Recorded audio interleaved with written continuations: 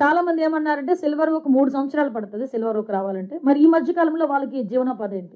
Silver oak కి 2.5 feet silver oak అవనియండి, మామిడి అవనియండి, whatever it may be, ఏదైనా 2.5 ఫీట్ ఉంటుంది. ఇంటర్ క్రాప్ వేయచ్చు, 3 మంత్స్ క్రాప్, 4 మంత్స్ క్రాప్స్ కూడా ఉన్నాయి. అవన్నీ కూడా ఈ రోజు మేము చేస్తున్నాం. జింజర్ ఇవ్వటం కానీ, జింజర్ కల్టివేషన్ వాళ్ళని ఒక అవగాహన కల్పించడం కానీ, పసుపు టర్మరిక్ కి సంబంధించింది కానీ, శనగలు ఇలాంటివి చేసే 3 మంత్స్ క్రాప్, 4 మంత్స్ క్రాప్స్ లో ఉండి వాళ్ళకి ఇవ్వటం ఒక ఎత్తు అయితే, ఏదైతే మనం సిల్వర్ ఓక్ ఇలాంటి ఆల్టర్నేటివ్ మొక్కలు మనం ఇస్తున్నామో వీటికి కూడా మెయింటెనెన్స్ కి ఒక్కొక్క ఎకరాకి దగ్గర దగ్గర 1,50,000 రూపాయలు వాళ్ళకి అది మొక్కకి అది పిట్ చేయడానికి, నెక్స్ట్ వాటిని పెంచడానికి, వీటన్నిటికీ కూడా సంబంధించి వాళ్ళకి డబ్బులు ఇచ్చే పరిస్థితి వచ్చింది. అంటే ఫినాన్షియల్ గా ఏ గిరిజనుడు కూడా ఇబ్బంది పడకూడదు, వాళ్ళ అదర్ యాంగిల్ లో ఆలోచించుకోకూడదు అని ఒకే ఒక ఉద్దేశంతో ఈ రోజు చేస్తున్నాం. దానిలో కూడా మేము సక్సెస్ అయ్యామని చెప్పడానికి నిజంగా చాలా గర్వపడుతున్నామండి. ఇంచుమించు 2024 అంటే మా గవర్నమెంట్ వచ్చిన దగ్గర నుంచి 2024 ఎండింగ్ వరకు దగ్గర దగ్గర 68,625 కిలోలు గాంజా ధ్వంసం చేయడం జరిగింది. ఈ రోజు దీనికి సంబంధించి ప్రత్యేకంగా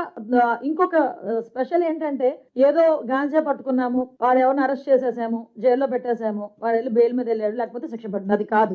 అసలు వీళ్ళ తాలూకా ఆర్థిక మూలాల మీద దెబ్బ కొట్టాలి. ఆర్థిక మూలాలు ఎందుకంటే వాడు ఇలా సంపాదించింది అక్కడ ఒక ఎసెట్ రూపంలో పెడతాడు. ఆ ఎసెట్ ని కనుక మనం సీజ్ చేయగలిగితే ఇలాంటి యాక్టివిటీస్ తగ్గుతాయని గౌరవ ముఖ్యమంత్రి గారి ఆదేశాల మేరకు ఈ రోజుకి దగ్గర దగ్గర 7 కోట్ల రూపాయలు పైగా ఆస్తులు సీజ్ చేయడం జరిగింది. నాకు తెలిసి దేశంలోనే ఫస్ట్ టైం ఈ రకంగా చేయటం, మన ఆంధ్రప్రదేశ్ చరిత్రలో ఫస్ట్ టైం కూడా ఆటోమేటిక్ గా. సో ఎప్పుడు కూడా ఆస్తుల వరకు వెళ్ళాలి, మేము ఆస్తుల వరకు వెళ్తున్నాం. ఇది గౌరవ ముఖ్యమంత్రి గారి ఆదేశాలు. ఇప్పుడు కింగ్ పిన్స్ ఎవరైతే ఉంటారో, ఇంకొకటి కూడా చాలా క్లియర్ గా చెప్తున్నాం, ఈ కింగ్ పిన్స్ ఎవరైతే ఉంటారో వీళ్ళ తాలూకా ఇప్పుడు ఒకటి దొరుకుతారు, దొరికిన తర్వాత ఇమీడియట్ గా వాళ్ళ తాలూకా ఆస్తులు జప్తు చేస్తున్నాం. వాళ్ళు వేరే వారి పేర్లు చెప్పినా, ఎక్కడి నుంచి వస్తుంది, హౌరీజన్ ఎక్కడి నుంచి వస్తుంది అని చెప్పినా, వాడన్నిటి మీద కూడా ఇన్వెస్టిగేషన్ చేస్తున్నాం.